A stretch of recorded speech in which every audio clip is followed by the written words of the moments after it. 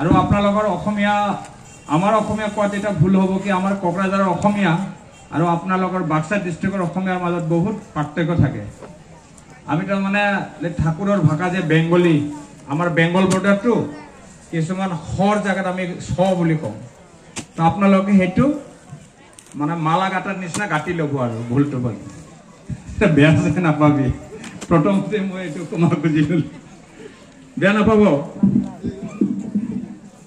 আসলতে মই একচুয়ালি মানে খুব কীৰ্তন কৰি ভাল পোৱা মানুহ মই ভাবিছিলো মানে পৰমেশ্বৰ দাই মোক কীৰ্তন কৰিবৰ কাৰণে মাতছে বুলি ইয়াত দেখা আহি পাইহে গম পালো যে ইষ্ট প্ৰসংগ কৰিব লাগে বুলি উপায় নাই আৰু মানে আমি আৰু ঠাকুৰৰ দয়াত কিবা কিবি শিকি লৈছো যেটো সময়ত যেটো দৰকাৰ হেতুকে কৰি যাম বুলি ঠাকুৰৰ দয়াত আজি আমৰা জুপাই মই কিছুমান কিতাপত কোৱা কাহিনীবিলাক নকম প্ৰেক্টিকেল আমাৰ এই সামৰাৰ চোক দি নিজৰ চকু দি দেখা আৰু আমি কৰা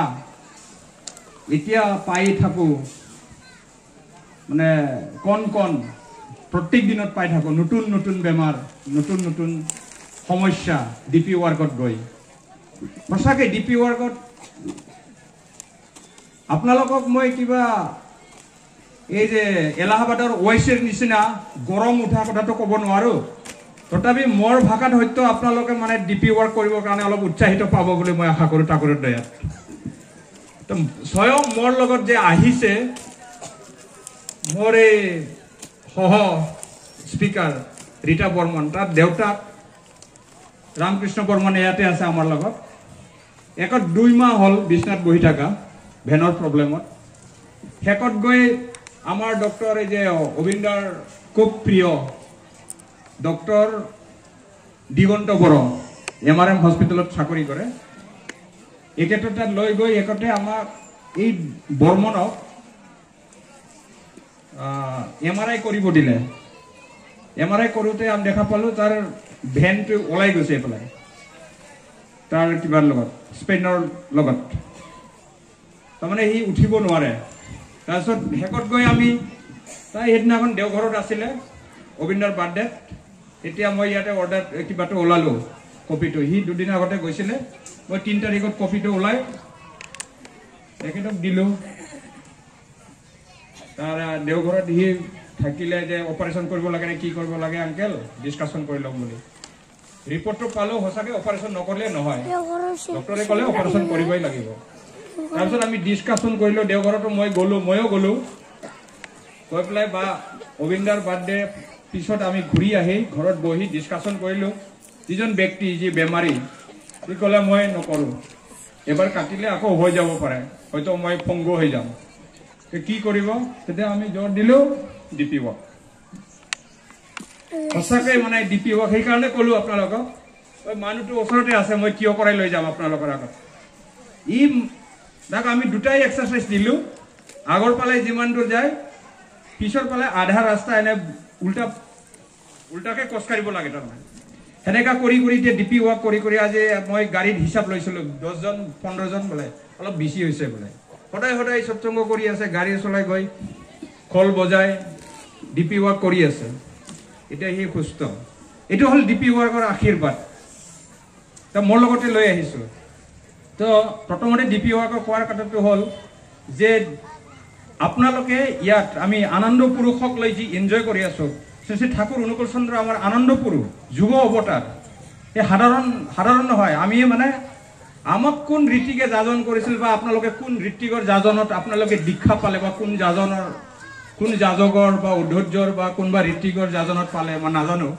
কিন্তু শ্ৰী ঠাকুৰ অনুকূল চন্দ্ৰক আমি যেতিয়াৰ পৰা পালো বা আপোনালোকে যে পালে আমি তাক ইষ্টবিতি নিবেদন কৰি যটা সময়ত যি কৰিব লাগে সেইখিনি কাম কৰি আছো তো হসিকে যে সময়ে কয় যে শ্ৰী ঠাকুৰ অনুকূল চন্দ্ৰৰ যুগ অৱতাৰ পুৰুষোত্তম হসাকে আনন্দ পুৰুষ দুখৰ মাজতো আনন্দ বিচাৰি থাকিব দিছে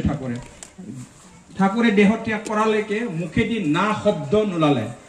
কোনো বস্তু নেগেটিভ নাই না বস্তু নোৱাৰা বস্তু একো নাই ঠাকুৰে কৈ গল দেহ ত্যাগ কৰালৈকে না শব্দ উচ্চাৰণ নকৰিল তো আজি এই ঠাকুৰ অনুকূল চন্দ্ৰক আমাৰ ধৰা দামত আজি যাৰ গাঁৱতো আহি পেলাই যাৰ কণাতো এই ঠাকুৰ অনুকূল চন্দ্ৰক কোনে লৈ আহিলে আমাৰ ইয়াতে আমাৰ এই ধৰা দামত বা আপোনালোকৰ গাঁৱত কাৰ কাৰণে আহিব পালে আমি কাৰ কাৰণে ধন্য হলো আজি আমি যুগ পুৰুষোত্তম আনন্দ পুৰুষ শ্ৰী ঠাকুৰ অনুকূল চন্দ্ৰক আমি উপলব্ধি কৰি আমি জীৱনত আজি সবেই ফূৰ্তি কৰি আছে এনজয় কৰি আছে আনন্দ পুৰুষক লৈ কোনে আনিলে সেইকাৰণে মই ক'ব বিচাৰিছোঁ মা মাটি মানুষ মা এজনীয়ে লৈ আহিলে কোনে লৈ আহিলে আমাক মাতা মনমোহিনী দেৱীয়ে মাতা মনমোহিনী দেৱী যেতিয়া তাৰ আইতা কৃষ্ণ সুন্দৰীয়ে যেতিয়া তাইক দীক্ষাৰ কাৰণে কথা কৈছিলে তাই খুলুগুৰু দীক্ষা লোৱা নাছিলে খুলুগুৰু দীক্ষা লোৱা নাই মই এটা হুজুৰ মহাৰাজৰ দীক্ষা ল'ম বুলি কিন্তু দুৰ্ভাগ্যবশতঃ তেতিয়া উপযুক্ত বয়স হোৱা নাছিলে হুজুৰ মহাৰাজ দেহত্যাগ কৰাৰ পিছত চৰকাৰ চাহেবৰ লগত গৈ পেলাই আগ্ৰাত গৈ পেলাই মায়ে মাতা মনমোহিনী দেৱীয়ে দীক্ষা গ্ৰহণ কৰিলে কিন্তু তাৰ সৰুৰ পৰা এটা আশা আছিলে সদায় সপোনত দেখা পাইছিল হুজুৰ মহাৰাজক এই গতিকে হুজুৰ মহাৰাজৰ লগত দীক্ষা নাপালে কি হ'ব তাৰ নিচিনা সন্তান মোক লাগে বোলে এই যে সৰুৰ পৰা যে দৃঢ় প্ৰতিজ্ঞ আৰু তাৰ মাকে তাক ছাপৰ্ট দিলে ইমান সুন্দৰ সংস্কাৰ কৰিলে এই সঁচা সঁচিকেই শ্ৰী শ্ৰী ঠাকুৰ অনুকূল চন্দ্ৰ সেই সদায় মনস্থ কৰি থাকিলে যে তাৰ নিচিনা ল'ৰা লাগে মোক বিয়াৰ পিছত মই যদি এদিন মা হয় বুলি সঁচা সঁচিকে 13 বছৰত যদি শিৱচন্দ্ৰ চক্ৰৱৰ্তীৰ লগত বিয়াত বহাৰ পিছত প্ৰথম সন্তান শ্ৰী শ্ৰী ঠাকুৰ অনুকূল চন্দ্ৰক আমাৰ এই ধৰা দামত আমাৰ কাৰণে উপহাৰ দিলে সঁচাকৈ দৃঢ় প্ৰতিজ্ঞ হ'ব লাগিব তো মাতা মনমোহিনীৰ ইমান ধুনীয়া প্ৰতিজ্ঞাটো যে সাকৰিত কৰিব পাৰিলে বা আমাক দেখুৱাই দিলে বা আমাক উপহাৰ দিলে এইটো কেনেকৈ সম্ভৱ হ'ল মাসকলৰ ছাপৰ্টৰ কাৰণে আইতাসকলৰ ছাপৰ্টৰ কাৰণে মাতা মনমোহিনী দেৱীয়ে আমাৰ ঠাকুৰ অনুকূল চন্দ্ৰক আমাৰ পৃথিৱীত ধৰা দামত আমাক উপহাৰ দিলে লোক উদ্ধাৰ কৰিবৰ কাৰণে আমাক উদ্ধাৰ কৰিবৰ কাৰণে গতিকে আজি বিশেষকৈ ইয়াত সংখ্যাত বেছি দেখা পাওঁ মাসকলক মাসকলে যেতিয়ালৈকে মন বান্ধি নলয় আমি ল'ৰাবিলাকে যিমানে ইচ্ছা নকৰক আমি কেতিয়াও ডিপি ৱাৰ্ক কৰিব নোৱাৰিম আৰু পৃথিৱীখনো আমি সুন্দৰ কৰিব নোৱাৰিম মা যি মানে ভগৱানকো জন্ম দিব পাৰে ঈশ্বৰকো জন্ম দিব পাৰে মায়ে দিব পাৰে তো গতিকে মাসকলে যদি আমি ডিপি ৱাৰ্ক কৰি ৰাতি ৰাতি আহোঁ যে ঘৰত ঠুকুৰিয়ালে কেতিয়া কি কৰিব আমাক যে আমি 11টা 12টালৈকে ডিপি ৱাৰ্ক কৰাৰ পিছত যদি ঘৰত আহি সোমাওঁ তেন্তে এই ঝালাটা ঠাকুৰ ঠাকুৰ কৰি গোটেই দিনটো ঘূৰি ফুৰিছে এতিয়া এই ৰাতিটোত আহি কি কৰিব আমি কেনেকৈ চলিছোঁ কি না চলিছোঁ বুলি যদি কোনোবা ঘৰৰ তিৰিয়ে যদি মায়ে যদি এনেকুৱা অপদস্থ কৰে তেতিয়া আমি পিছদিনাখনৰ পৰা ঠাকুৰৰ কাম কৰিব নোৱাৰিম ঠাকুৰৰ ভাল ভাও আমাৰ মূৰৰ পৰা গুচি যাব তো গতিকে মাসকলক আজি মই খুব ধুনীয়াকৈ ক'ব নোৱাৰিলেও মাসকলক মই অনুৰোধ কৰোঁ যে টোটেলি সমাজ ঘৰ ৰাষ্ট্ৰ আৰু এই ধৰাধাম পৃথিৱী এইটো সুস্থ আনন্দময় ঠাকুৰে বিচৰাৰ নিচিনা ধৰা বৈকুণ্ঠ ধামৰ নিচিনা খুব সুন্দৰ একতাৰ এনাজৰীৰে আগুৱাই লৈ যোৱাৰ কাম মাসকলৰ হয় তাতে জাতি ধৰ্ম বৰ্ণ ভাষা নিৰ্বিশেষে আজি একেলগে বহি সবেই ইষ্ট প্ৰসংগ ধৰ্ম আলোচনা কৰি আছে কীৰ্তন কৰি আছে একেলগে বহি আনন্দ বজাৰ কৰিব এই ধুনীয়া পৰিৱেশটো সৃষ্টি কৰিবৰ কাৰণে মাসকলৰে দৰকাৰ হয় আমি মোটা মানুহবিলাকে এই যে আজি ইমান দূৰ দৌৰি আহিলোঁ কিন্তু ঘৰ মাৰ হাতত পৰি থাকিল ল'ৰা ছোৱালী মাৰ হাতত থাকিল মোৰ মিছেছৰ হাতত এই যদি উল্টা পুল্টা কৰি থৈ দিয়ে মই ইয়াতে যিমানে ডাঙৰ ডাঙৰ ইষ্ট প্ৰসংগ নকৰক ঘৰত গৈ যদি মই অশান্তি দেখা পাওঁ সেইটো আৰু কোনো ফলপ্ৰসূ নহয় তো গতিকে মাসকলৰ বহুত ডাঙৰ দায়িত্ব আছে পৃথিৱীত তো মাসকলকে মই বিশেষকৈ অনুৰোধ কৰোঁ যে আজি ইমানে ধন্য যে গাঁৱৰ ভিতৰত আপোনালোকে ইমান ঠাকুৰৰ ইমান ধুনীয়া উৎসৱ কৰিব পাৰিছে সৰুকৈ হ'লেও যে গাঁৱৰ মাজত ঠাকুৰক লৈ আহিছে তো গতিকে আশা কৰোঁ অনাগত দিনবোৰত আৰু ইয়াতকৈ ডাঙৰ হৈ যায় আৰু আপোনালোকে যিটো আশা কৰিছে আৰু ইয়াতকৈ ধুনীয়া মন্দিৰ হৈ যাব গাঁৱে গাঁৱে হৈ যাব সাৰা পৃথিৱীত ঠাকুৰময় হ'ব তো ডিপি ৱাৰ্কৰ ক্ষেত্ৰত আকৌ ঘূৰি আহিছোঁ যে ডিপি ৱাৰ্ক কৰোঁতে আমি এটা বস্তু লক্ষ্য কৰি পাওঁ যে দেওঘৰত সদায় অবিন্দা আৰু আচাৰ্য দেৱে কয় যে সকালে যে বেমারি সকালে বাড়ি থেকে বের হয়ে কারো বাড়িতে না ঢুকে মাত্র গেটের মধ্যে নখ দিয়ে ওই বাড়ির ফ্যামিলিটাকে একবার জয়গুরু দিয়ে আসবেন। মাত্ৰ এবাৰ গৈ পেলাই ঘৰৰ সন্মুখত গৈ পেলাই জয়গুৰু দি আহিব দিছে। বেমাৰী মানুহ যিটো চলিব নোৱাৰে, লাহে লাহেকে ঘৰৰ পৰা আঁতৰাই গৈ। বাকী মানুহবিলাকক কৈছে সন্ধিয়া আজৰি পোৱা মানুহবিলাকে আবেলি ঘৰত চাহ বনাব নালাগে বোলে, বেলেগৰ ঘৰত গৈ চাহ খাব, গুৰু ভাইৰ ঘৰত। তো সঁচা সঁচিকে আপোনালোকে যেতিয়াৰ পৰা মানে মই এনেতো দেখা পাইছো, যেটো বাক্সাত দাদা আহিছে আপোনালোকৰ পাৰ্চেণ্টেজটো বহুত ওপৰত আছে, কিন্তু মই এতিয়া বৰ্তমান চালাকাটি মন্দিৰৰ ছেক্ৰেটাৰী হয়, আমাৰ এতিয়া 17% হৈছে ডিপি ৱাৰ্ক। আমাৰ তাত দাদাও আহিছিলে, আচাৰ্যও আহিছে, তো অবিন্দা আকৌ আহিব 40% হ'লে, সেইটোৰ কাৰণে আমি আগবাঢ়ি আছোঁ, কাম কৰি আছোঁ। তো আশা কৰোঁ আপোনালোকেও ডিপি ৱাৰ্কটো কৰিবই লাগিব। ইয়াতে আমি বহুত কথা নকওঁ, সেইকাৰণে বাকী কথাবিলাক আজিকালি ইউটিউবত আহে। কোনো মানুহে এতিয়া ধৰ্ম আলোচনাৰ গধুৰ গল্প শুনিব দৰকাৰ নাই, কোনো চবেই টোপনিৰ সময়ত চব ইউটিউবত চায়। সেইকাৰণে মই ঠাকুৰৰ বহুত কথাবিলাক বহুত ভিতৰলৈকে আমি ডিছকাশ্যন কৰিব পাৰোঁ, কিন্তু নাযাওঁ, কাৰণ আজিকালি ইউটিউবতে চব পাই যায়। সেই গতিকে এতিয়া ডিপি ৱাৰ্কৰ যিটো প্ৰেক্টিকেল আমি পাই আছোঁ, সেইটোকে ডিছকাশ্যন কৰোঁ। তো দেখা পাওঁ যে আমি যিবিলাক মানুহে স্থবিতি বন্ধ কৰিলে বা কোনোবাই স্বস্তনি দীপল কৰিলে, এখেতসকলৰ ঘৰত গৈ পেলাই আমি যেতিয়া মানে বাৰান্দাত বহোঁ বা সভাচিত কিবা ঘৰৰ ভিতৰত বহি পেলাই ডিছকাশ্যন আৰম্ভ কৰোঁ, কোনোবাই খেদি দিয়ে, এই আপোনালোকৰ কৰ্মীৰ কাৰণে আমি ঠাকুৰক এৰি দিলোঁ, আপোনালোকৰ কৰ্মীবিলাকৰ ব্যৱহাৰ পাতি ঠিক নহয়, স্থবিতি সময়মতে দিলেও আমাক প্ৰশস্তি নিদিয়ে, কোনোবা পইচা জমা দিব গ'লে ভালদৰে কথা নাপাতে, কাক বা মৰ্ণিঙত যাওঁ ইভিনিঙত মাতি দিয়ে। এনেকুৱা বহুত কৰ্মীবিলাকৰ কিছু ব্যৱহাৰৰ কাৰণেও বহুত মানুহে ঠাকুৰক স্থবিতিটো বন্ধ কৰি দিছোঁ বুলি কয়, কিন্তু ঠাকুৰৰ প্ৰতি ভয় চবৰে আছে। সিহঁতে কেতিয়াও স্থবিতি বন্ধ নকৰে, মনে মনে কৰে, ভিতৰত কৰে, কিন্তু জমাটো নিদিয়ে। কিন্তু ঠাকুৰৰ প্ৰতি ভয়টো আছে, ভাল পোৱা আছে, ভয়ৰ কাৰণে নিদিয়ে, ভাল পোৱাৰ কাৰণে নিদিয়ে। ঠাকুৰৰ ইমান ধুনীয়া প্ৰেমবান লৈ আহা, ঠাকুৰৰ মৰমৰ কাৰণে ঠাকুৰক কোনেও এৰিব নোৱাৰে, ভিতৰি ঠাকুৰক মানি থাকে, স্থবিতিও কৰে। কিন্তু এই কৰ্মীবিলাকৰ ওপৰত অপদস্থ হোৱাৰ কাৰণে আমি যেতিয়া ডিপি ৱাৰ্ক কৰিব যাওঁ, তেতিয়া আমাক কথাবোৰ শুনাই। আপোনালোকে সেইটো বস্তু অনুমান কৰিব যে সিহঁতে যে প্ৰথমতে একদম কাৰৱা খুব তিতাকৈ কৈ দিয়ে, কিন্তু চাবা যে লাহে লাহে নিউট্ৰেল হৈ আহিব, কাৰণ ঠাকুৰক ভাল পোৱা বা ভয় পোৱা চবৰে মনত আছে। বহুত ভালো পায় আৰু বহুতে ভয়ো পায়। তো গতিকে ঠাকুৰৰ স্থবিতি সিহঁতে কৰে, কিন্তু জমা নিদিয়ে, আমি সেইখিনি জানো। তো এই ক্ষেত্ৰত তাক ধুনীয়াকৈ বুজাই পেলাই আমি লাইনত আনিব লাগিব। আৰু এনেকুৱা বহুত মানুহ আমি পাইছোঁ যিহঁতে যেনিবা মই স্থবিতি বন্ধ কৰি থৈ দিলোঁ, কিন্তু কৰ্মীবিলাকতো আমাক খবৰ ল'ব আহিব লাগিছিলে, কিয় নাহে? সেনেকা কৰি 1 বছৰ পাৰ হৈ যোৱা বহুত পৰিয়াল আছে। গতিকে চবেই য'ত দেখা পায়, য'ত শুনা পায়, লিষ্টটো ওলাই পেলাই আমি যাব লাগিব। গ'লে আমি গম পাওঁ, আৰে মই কিবা এটা দুখ পাই, কৰ্মীক দুখ পাই মই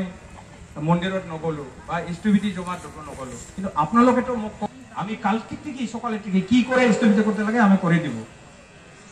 এনেকা বহুত পৰিয়াল পাইছোঁ। আৰু কিছুমান সঁচাকৈ মই এটা ঘৰত গৈ কোকৰাঝাৰৰ ওচৰতে মা এজনী তাত গৈছোঁ, মানে আবেলি চোতালত ঘুমোৱাৰ লগে লগে মায়ে কৈছে, ঠাকুরের লোক আমি গল্প করবো না। কি হয়েছে মা? আরে আমার বুড়াটা এত সুন্দর করে স্থবিতি করে, তবু ওকে নিয়ে গেল, আমাকে একা ছাড়িয়ে গেল, কত বছর হইল? এ আজকে 6 বছর পার হয়েছে। কি হচ্ছিল মা, বোঝাবে আমাকে? কোকরাঝারে গেছিল বিকালে, আইসে আমার হাতে জল ছা খেয়ে সকালে বসে আসলে, সকালে বহি আসলে চা খোৱাৰ পিছত, তাৰপিছত সুস্থ, কোনো বেমাৰ চেমাৰ নাই, ধুনীয়াকে দুজনে কথা পাতি আছিলে। তাতে গ'লে মোৰ গাটো এনে কেনেবাকে লাগছে, মানে অলপ বিচনী মাৰি দিয়াচোন বুলি বিচনীটো আনিব যাওঁতে বুঢ়াটো পৰিলে, মানে ধুনীয়াকে তাতে স্পট ডেট। তাৰপিছত হস্পিটেলত লৈ আহিল, তাত ডেট বুলি ডিক্লেয়াৰ কৰি দিলে। তাৰপিছত মই মা সুধিলোঁ, তো মা এই ধৰণে হৈছে, তো এই ঠাকুৰৰ স্থিতি ৰেগুলাৰ কৰিছে নহয়? কৰিছে। তো আপুনি এতিয়া ঠাকুৰক কিয় কম কৰিছে? বয়স কিমান হৈছিল 70 পাৰ হৈ গেছিল ঠিক আছে মরার টাইম যাওয়ার টাইম আছে হ্যাঁ যাওয়া বয়সটা হয়েছিল কিন্তু 1-2 বছর তো আমি সুন্দর করে থাকতে পারতাম থাকিব পারিলে হয় ঠিক আছে মা গোল গোল আপুনি তাক কেতিয়াবা সজ্জাগত অৱস্থাত তাক আদৰ যতন কৰিব লগা হৈছে চাহ পানী দিব লগা হৈছে নাই হোৱা কোনো দিন বেমাৰ পৰি থকা নাই তো হঠাৎ মারা গেছে তো আপনি কেন বলছেন আমাদেরকে দেওঘরের মানে ডিপি ওয়ার্কের কাজ করতে আসার লোকের সাথে কথা বলবো না কেন বলছেন আপনি তো একটা জিনিস ভুলে গেছে আপনারও তো বয়স হচ্ছে হ্যাঁ প্রতি জন্মর মৃত্যু হয় জন্ম নিচ্ছে মানে মৃত্যু হবে আপনারও যাওয়ার দিন আসবে তখন ঠাকুর বলেছে যদি আমার সাথে জড়িত না থাকেন মরার দায়িত্ব আমার না শেষের শেষ দিনটা সেটা আমি দায়িত্ব নিব না এটা কি কথা কয় আবার হ্যাঁ সত্য না শেষের শেষ দিনটা হ্যাঁ শেষের শেষ দিনটা তো আপনার স্বামী খুব সুন্দরভাবে ইচ্ছা মৃত্যু প্রাপ্ত হয়ে গেছে আপনি এখন 3-4 বছর ধরে ইষ্টকুটু বন্ধ করে রাখছেন আপনার মৃত্যু যদি আপনার স্বামীর মতন না হয় বৌমা আপনাকে লাভ দিয়ে যদি পায়ে দিয়ে ভাত দিয়ে হ্যাঁ জলের পিপাসে তুমি তোর এখানে রাত্রের সময় যখন ছেলে কাজের থেকে ফিরে আসছে তখন যদি জল পায় বৌমা তোমাকে যদি জল না দেয় আদর না করে এইসব কি অশুভ ভাষা কয় সত্যি মা অশুভ ভাষা নহয় আপুনি হেতুৰহে এতিয়া আশীৰ্বাদ বিচাৰি আছে কিয় ইষ্টিভিটি বন্ধ করছে আপনার হাজবেন্ডে ইষ্টিভিটি বন্ধ নকরার কারণে খুব সুন্দর আপনাদের সন্মুখতে দেহত্যাগ করিলে আপনি যে মানে ব্যবহার করে আছে ঠাকুরের লগত আপনার এই মরার দায়িত্ব ঠাকুরে নলব তাহলে কি করতে লাগবে আমারে ভয় খাওয়াইছ কেন সত্যি আমারে কেন ভয় খাওয়াইছ হ্যাঁ সত্যি মা ঠাকুর বলছি তাহলে ইষ্টবিধি করলে তোমার যে বিধাতায় যিমান দিন তোমাক আয়ু বান্ধি দিছে সিমান দিন তোমাক সুস্বাস্থ্য চলন পূৰণ এই অৱস্থাত লৈ যায় তোমাক ইচ্ছা মৃত্যুৰ নিচিনা হঠাৎ দেহত্যাগ কৰিব পাৰিব মানে ইচ্ছা মৃত্যু প্ৰাপ্ত হ'ব তবে ঠাকুৰে ইমান ধুনীয়াকৈ গেৰেণ্টি দি পেলাই ইষ্টবিধি লৈ আছে আমি এইটো ইমান ধুনীয়া সুযোগ ইমান ধুনীয়া আশীৰ্বাদৰ পৰা কিয় বঞ্চিত হৈ আছো ইমান ধুনীয়া আশীৰ্বাদ ইষ্টবিধি দি থাকিবা তহঁতক মানে মৰাৰ দিন দেখে সুন্দৰ একদম সুন্দৰভাৱে লৈ যাম বুলি কৈছে এই ইমান ডাঙৰ আশীৰ্বাদৰ পৰা কিয় বঞ্চিত হৈছে গোল খান্দিলে মায়ে কারণ সত্যি তো আমি এই জিনিসটা তো ভুলে গেছি আমার আইসে ভাতারে এডিট ঠিক লাগে আমি মই কৰি আছিলো এটা দুটাহে পাহৰি গৈছো ছোট অনুজ্ঞাটো দিলে মই কালি ৰাতিপুৱাৰ পৰা আৰম্ভ কৰি দিম তুলসী পানী খাই তুলসী পানী ছটিয়াই এই মা এতিয়া ৰেগুলাৰ ইষ্টবিধি কৰে সেনেকা আমি যিমান দিন ওলাইছো সঁচাকৈ মানে ডিপি ৱাৰ্কত এইটো ৰিজাল্ট হৈ আছে বহুতে কৈ আছে মাসকল আপোনালোকক মই কৈছো আজি খুব এটা দামী কথা নকলেও এইটো কথাই মই ডাঙৰকৈ ক'লো যে ইষ্টবিধি যিবিলাকৰ বন্ধ হৈ আছে আপোনালোকে যাওক কষ্ট কৰি প্ৰথম দিন নহয় প্ৰথম দিনত নোৱাৰে নেক্সট দিনত তৃতীয় দিনাখন দি মাতিবই আপোনাক বচোন কোৱা কি ক'ব আহিছে আপোনালোকে ইমান বাৰে বাৰে মোক কিয় অধিষ্ঠ কৰি আছা কচোন কি তোমাৰ ঠাকুৰক ধৰিলে মই কি হ'ব মই ঠাকুৰ এৰি দিছো আৰে মা ঠাকুৰক আপুনি বাদ দি দিছে মনৰ পৰা কিন্তু ঠাকুৰ তোমাক বাদ দিয়া নাইতো এটা কি আবার ঠাকুরের নাম পাওয়ার পিছত একবার যদি ইষ্টবিধি দিছে মনে প্রাণে তার নাম মোর মনত থাকি গেল আর তাক মই কেতিয়াও এৰি নিদিওঁ সি পৰৱৰ্তী মোক ইষ্টবিধি দি পেলাই আমাক সাধন ভজন নকৰিলেও পৰৱৰ্তী জন্ম তাৰ খুব সুন্দৰ পৰিয়ালত জন্ম পাব আৰু তাত গৈ পেলাই সি ঠাকুৰৰ সাধন ভজন কৰিব তো গতিকে ইষ্টবিধি একবাৰ যদি কিবা কাৰণত যদি কৰছে তেনেহলে ঠাকুৰ আপনাক নেৰে আপনার ঠাকুরের লগত জড়িত হয়ে থাকে তো গতিকে বহুত মানুহে পুরানা বাটো মন্দির এটা রিপেয়ারিং করে দি গৈছে রং চং করে দি গৈছে তো ঠাকুর পৰিয়াল সঁচাকেই সিহঁতে মানে প্ৰেমৰ বান লৈ আহিছে বহুত প্ৰেমৰ বাৰ্তা লৈ আহিছে শান্তিৰ বাৰ্তা লৈ আহিছে কাকো আমাৰ মাজত ধৰ্মক লৈ ভেদাভেদ সৃষ্টি হ'ব দিয়া নাই আপোনালোকে যেনেকা মিলি আছে কারণ সিহঁতে বারে বারে কয় নিজত্ব হারিয়ে কাউকে খুশি করতে যায় না নিজত্ব কেতিয়াও হাৰিব নালাগে বাটৌ বা আমি শংকৰী না আমাৰ ধৰ্মটো আমাৰ চলি থাকিব ঠাকুৰৰ আইডিঅলজিটো আমাৰ লগত সমানে চলি যাব গতিকে আমি কাকো হিংসা কৰিব নালাগে তো শেষত মই মানে এটা ঠাকুৰৰ সৰু গল্প কৈ পেলাই মই ষ্টপটো শেষ কৰিম তো ঠাকুৰ সঁচা সঁচিকেই যে মানে ঈশ্বৰ হয় সেইটো সতীশ চন্দ্ৰ গোস্বামীক মাতা মনমোহিনী দেৱীয়ে সতীশ চন্দ্ৰ গোস্বামীক মৃত্যুৰ তিনি মাহ পিছত সতীশ চন্দ্ৰ গোস্বামীক মেছেজটো দি গৈছে যে মাতা মনমোহিনী দেৱী ঢুকালে কেলকাতাৰ পৰা গুচি গৈ পেলাই ঢুকাৰ 3 মাহ পিছত সতীশ চন্দ্ৰ গোস্বামী আছিল এজন খুলু গুৰু আছিলে তাক 10,000 ভক্ত আছিল ঠাকুৰক লগত এটা চ্যালেঞ্জ কৰিব আহি ঠাকুৰৰ মায়া মমতাত ফচি গৈ নিজে ঠাকুৰৰ ভক্ত হৈ গৈছে কিন্তু বহুত নাম ধ্যান কৰে সেইদিনাখন ৰাতি সদায় সি জানে ঠাকুৰৰ লগত পুচুৰ কৰি ৰাতি কোনে কথা পাতে সদায় শুনা পাই যে ৰাতি দিনে ৰাতি কথাই কৈ থাকে ঠাকুৰে এই আজি ৰাতি কোন তিৰোতাৰ মাত আজি মই ঠাকুৰৰ ব্যৱহাৰটো আজি উদ্ঘাটন কৰিমেই তো সি বকুল গাছৰ তলত নাম ধ্যান কৰি আছিলে ৰাতি 2টা বজাত ঠিক সেইটো সময়ত ঠাকুৰৰ ৰুমত আলোচনা চলি আছিল তাৰপিছত ছোৱালীৰ মাত শুনা পায় তিৰোতা মানুহৰ মাত শুনা পায় সতীশ চন্দ্ৰ গোস্বামী কান্তিয়া হৈ থিয় কৰাই দিলে সি তাৰপিছত তাৰ সন্দেহবিলাক বহুত মানে বেয়া সন্দেহ লৈছিলে তাৰপিছত অলপ সময় পিছত যেতিয়া মা ওলাই আহিল বগা শাৰী পিন্ধি আঁচলটো মুখ ঢাকাল তাৰপিছত ঠাকুৰৰ ৰুমৰ পৰা যেতিয়া ওলাই আহে সতীশ চন্দ্ৰ গোস্বামী বকুল গাছত বহি থকা সময়ত ক'লে ঐ মা তুই একটু দাঁড়া তুমি কে আমাকে বলে যা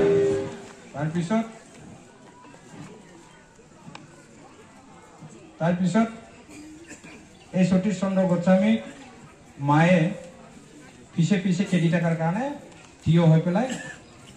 খাৰা হৈ পেলাই আঁচলটো মানে শাৰীৰ আঁচলটো উঠাই পেলাই দেখাই দিলে তাৰপিছত কি হৈছে সতীশ আগে মা তুমি হ্যাঁ আমি তো কি হচ্ছে ভয় পাইছিস না মা এটা কিভাবে সম্ভব হয় এটু কি ধরনের সম্ভব হয় আমি তো আপনাকে 3 মাস আগে শ্মশানে নিয়ে যাইয়া জ্বালায় শেষ করে থুয়েছি ছাই করে থুয়েছি আজকে তুমি এখানে সশরীরে কেনেকে সম্ভব হল এটু এই তো সতীশ জীবিত অবস্থায় আমার গর্ভর থেকে জন্ম দিয়া ঠাকুরকে সবাই তোমরা তহতে সবে ঠাকুর বলি মানি লৈছে কিন্তু মই নিজৰ সন্তান বলি ঠাকুৰ কেতিয়াও ঈশ্বৰৰ স্বীকৃতি দিব পৰা নাছিল সেইকাৰণে মই মৃত্যুৰ পিছত গৈ পেলাই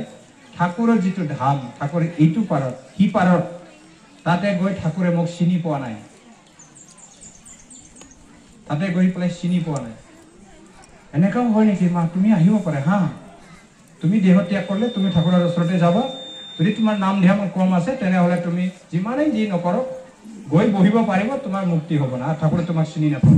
তো কি কৰিব দিলে ঠাকুৰে ঠিক নাম কৰিব দিছে যিমান সময় পাৰে নাম কৰিব দিছে নাম কৰিলে কি হ'ব ঠাকুৰেও চিনি পাব নোহোৱা কামো হৈ যাব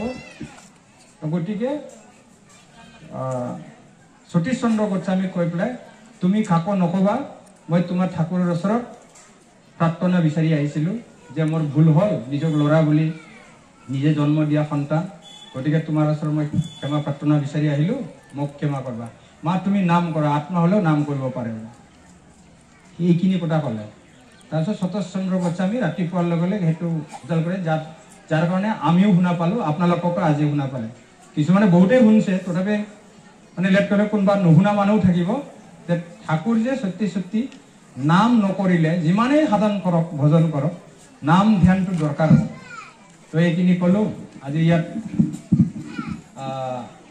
উপস্থিত হ'ব পৰা